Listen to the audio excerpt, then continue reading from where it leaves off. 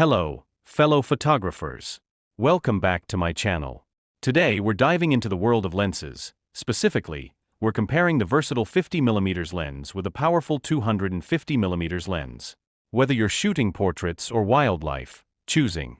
Ultimately, it depends on your photography needs and style.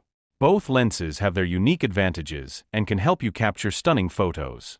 First up, let's talk about focal length. The 50mm lens is often referred to as a normal lens because it closely mimics the perspective of the human eye. It's great for everyday photography, portraits, and low-light situations. On the other hand, the 250mm lens is a telephoto lens. It allows you to zoom in on distant subjects, making it perfect for wildlife, sports, and events where you can't get physically close. Next, let's discuss aperture. The 50mm lens usually has a wider maximum aperture, like f/1.8, which is excellent for creating a shallow depth of field and beautiful bokeh.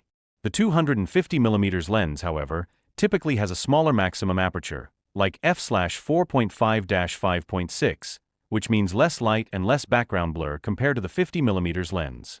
But its strength lies in bringing distant objects closer. So which lens should you choose?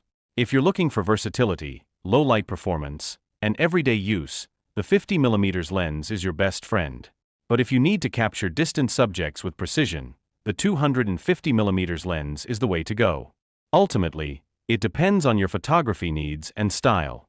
Both lenses have their unique advantages and can help you capture stunning photos. Thanks for watching.